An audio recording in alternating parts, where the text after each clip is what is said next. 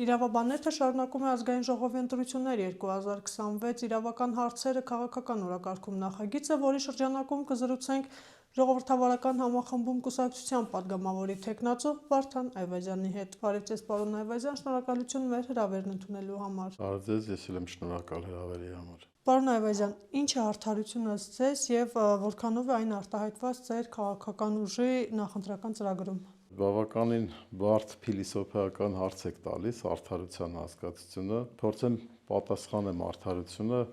եթե մենք արդարության հարցի պատասխանը փորձում ենք տալ, ապա առանց աստվածային, առանց արարչագործական ծագումնաբանության չենք կարող այդ հարցի պատասխանը տալ, որովհետև արդարը արարումն է, արարիչն է, արևն է, լույսն է, դն գրաբարյան մասնիկ, այսինքն կրկնակի արարումն է։ Իսկ եթե մենք ժամանակակից կենսակերպով մեր իրականության մեջ արդարության հասկացությունը տանք, ապա դա այն է, ինչը առավելագույնս գալիս միաձուլվում է օբյեկտիվ իրականության հետ։ Տեսեք, արդարությունը մեկն է, բայց արդարության զգացումն է տարբեր մարդկանց մոտ տարբեր ընկալումներով եւ շատ ժամանակ փորձում են արդարությանը տարբեր մեկնաբանություններ տալով նրան հաղորդել տարբեր էություններ, բայց արդարության էությունը մեկն է, դա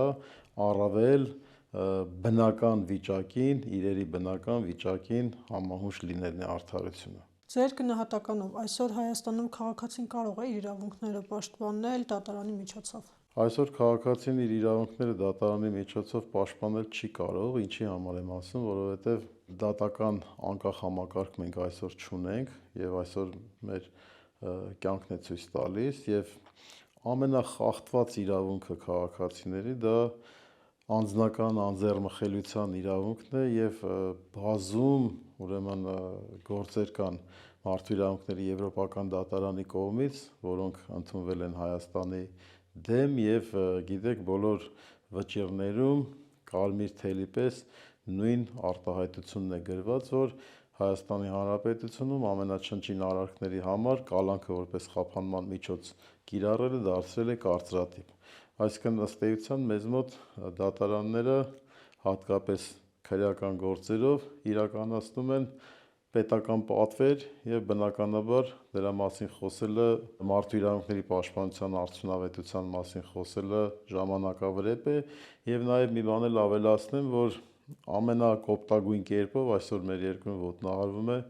Հայաստանի Հանրապետության Սահմանադրության 3-րդ հոդվածը, համաձայն որի մարդը բարձրագույն արժեք է։ Իսկ ունենք պրոֆեսիոնալ եւ բարեվարք դատավորներ։ Իհարկե ունենք։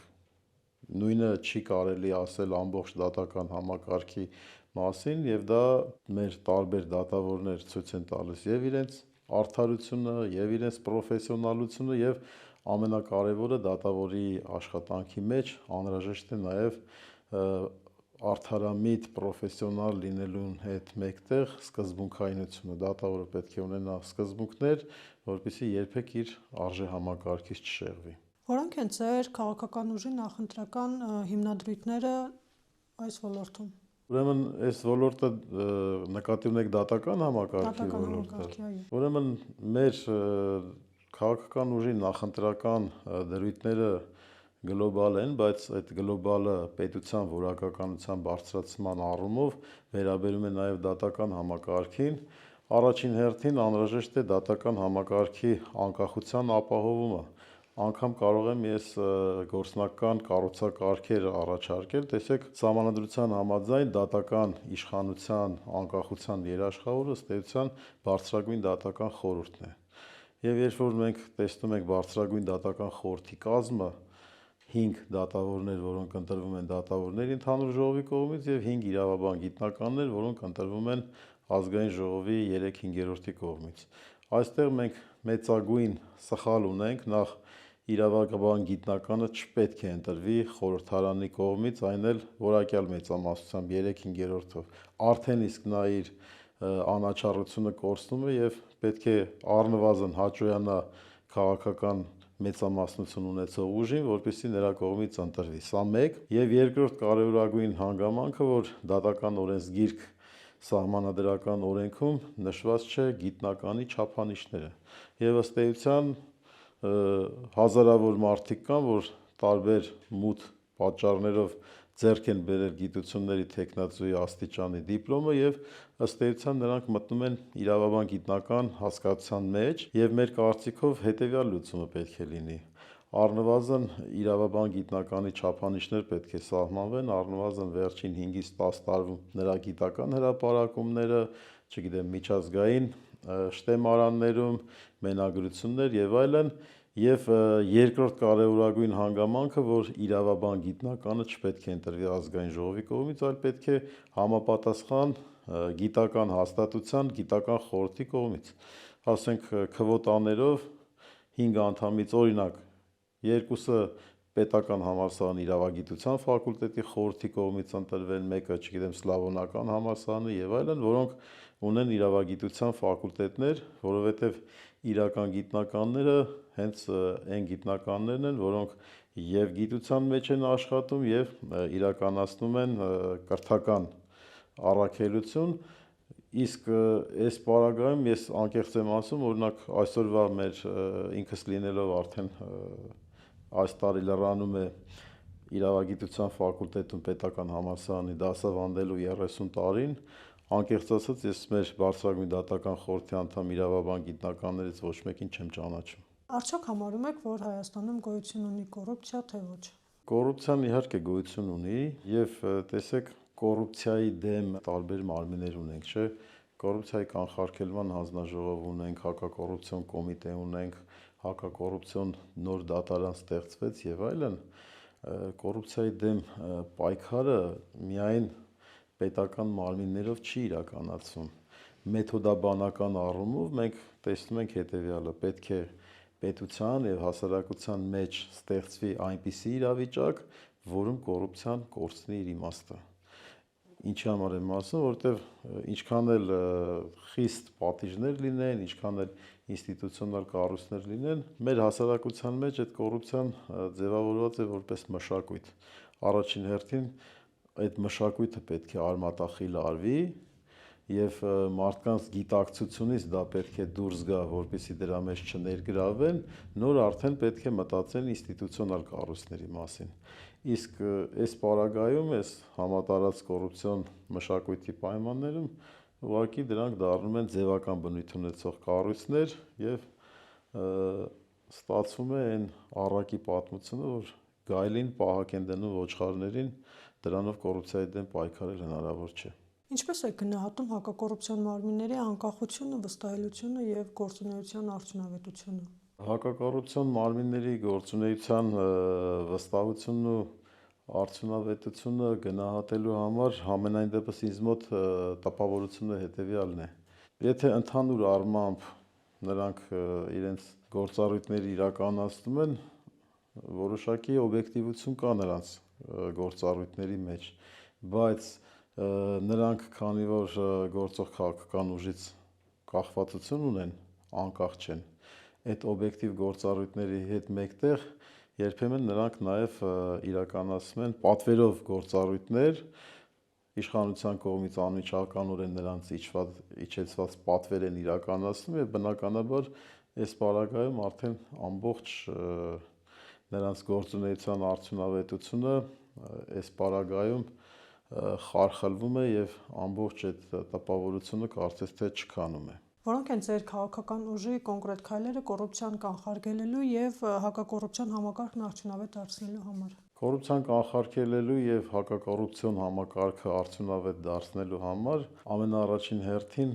անհրաժեշտ են համալիր միջոցառումներ։ Համալիր միջոցառում ասելով ինչ եմ հասկանում, տեսեք, եթե այսօրվա իշխանությունները բացառապես ինստիտուցիոնալ մակարդակով են պայքարում, այսինքն ստեղծել են համապատասխան մարմիններ, որոնք մի մասը պատժիչ, մի մասը վերահսկող գործառույթներ են իրականացնում, բայց համալիր միջոցառման առումով ամենաառաջինը հասարակության մեջ իրավագիտակցության մակարդակի բարձրացման ուղղված պետական ծրագիր պետք է իրականացվի, իսկ այդ ծրագիրը իր բազմաթիվ իր ճյուղերով սկսած զարմանալի թող չթվա ծննդատնից սկսած մանկապարտեզից մինչև բարձրագույն ուսումնական հաստատություններ պետք է քաղաքացիների մոտ ճիշտ մտածելակերպ ձևավորվի, առողջ մտածելակերպ եւ ամենակարևորը պետականամետ մտածելակերպ պետք է ձևավորվի, որպեսզի նրանք իրենք գիտակցեն եւ գիտակցական մակարդակով զերծ մնան կոռուպցիոն գործողությունների մեջ ներգրավելուց։ Եթե մենք այս համալիր քայլերը չանենք, ապա որքան էլ ասեմ ձեզ կոռուպցիոն կանխարգելման ինստիտուցիոնալ կառույցները շատացնենք, պատիժները խստացնենք եւ այլն, միևնույն է մենք որևէ արդյունքի չենք կարող հասնել։ Ինչ տեսակետ ունի ձեր քաղաքական ուժը իրավապահ մարմինների աշխատանքի վերաբերյալ։ Իրավապահ մարմինների աշխատանքի վերաբերյալ, ինչպես մեր քաղաքական ուժը, այնպես էլ ցանկացած քաղաքացի տեսնում է այն խայտառակ վիճակը, որը տիրում է, իր առաջին հերթին դա վերաբերում է իրավապահ մարմինների անհամաչափ գործողություններին, որոնք միտված են այսպես կոչված հասարակական կարգը պահպանելու առումով, հատկապես մենք տեսնում ենք, երբ տարբեր հանրային հավաքների ժամանակ, սկսած զոհված ազատամարտիկների մայրերից, կանանց, տարբեր խաղաղ քաղաքացիների, ինչ բիրտ կերպով են վերաբերում, ինչպես են նրանց բերման ենթարկում եւ այլն, եւ ամենաչնչին զանցանքի դեպքում կալանքը կիրառում են որպես խափանման միջոց։ Իդեպ ասեմ ձեզ, աշխարհի բոլոր երկրներում դա ամենավերջին խափանման միջոցն է, որ մնացած այլընտրանքային խափանման միջոցները բացակայում են եւ դա բացառապես կալանքը բխում է տվյալ գործի քննության արդյունավետությունից, բայց մեզ մոտ դա բացահայտորեն կիրառվում է որպես պատիժ, ուղղակի մարդուն պատժելու միջոց եւ դատարաններն էլ շատ հեշտությամբ բավարարում են քննիչների ներկայացրած միջնորդությունները եւ մարդկանց ամենաչնչին արարքների համար առանց որևէ հիմքի կալանքի են ենթարկում եւ այս առումով իրավապահ համակարգը կարելի ասել իրեն սպառել է եւ որևէ վստահություն եւ հեղինակություն չի վայելում մեր հասարակության մեջ։ Իսկ ինչ խնդիրներ եք տեսնում իրավապահ մարմինների գործունեության մեջ։ Իրավապահ մարմինների գործունեության խնդիրները տեսեք հետեւյալն է։ Ես ինքս լինելով իրավագիտության ֆակուլտետում արդեն բավականին երկար տարիներ, ըստ էության մեր հիմնականում իրավապահ մարմինները համալրվում են մեր թողարկած կադրերով։ Մենք մեր կադրերին հավատացեք շատ լավ եւ դաստիարակում ենք եւ գիտելիքներ ենք տալիս, այստեղ խնդիրը պետության ղեկավարի քաղաքական իշխանության խնդիրն է, որ պետք է քաղաքական իշխանությունը ինքը գիտակցի եւ չմիջամտի իրավապահ մարմինների գործունեությանը, որովհետեւ միջամտելով արդեն նրանք զրկվում են անկախությունից եւ ստիպված են լինում կատարել քաղաքական պատվերներ։ Պատկերացրեք իրավիճակ, որ քաղաքական իշխանությունը ինքը լինի շատ օբյեկտիվ եւ որևէ կերպ չմիջամտի եւ իրավապահ մարմիններից պահանջի օբյեկտիվ աշխատանք օրենքի սահմաններում։ Այս պարագայում կտեսնեք, որ մենք ինչպիսի լավ իրավապահ համակարգ ունենանք։ Իսկ որքանով են իրավապահ մարմինները այսօր ապահովում քաղաքացիների իրավունքների պաշտպանությունը։ Իրավապահ մարմինները, տեսեք, եթե քաղաքական ենթատեքստ չկա, առանցին դրվագներով կարող են շատ լավ ապահովել քաղաքացիների խախտված իրավունքների պաշտպանությունը, բայց հասարակության համար առավել տեսանելի են հենց քաղաքական հիմքերով քաղաքացիների իրավունքների խախտումը հենց իրավապահ մարմինների կողմից, սկսած դատարանների կողմից կալանքի կիրառումը, ոստիկանների կողմից անհամաչափ ուժի կիրառումը եւ այլն եւ քաղաքացիների նկատմամբ շինցուգործեր կարելը եւ նրանց մեղադրանքներ առաջադրել։ Այս առումով կարծում եմ վիճակը շատ հեռու է բավարար լինելուց։ Որոնք են ձեր կոնկրետ լուծումները խնդիրները վերացնելու վերաբերյալ։ Տեսեք, ձեր հարցադրումները,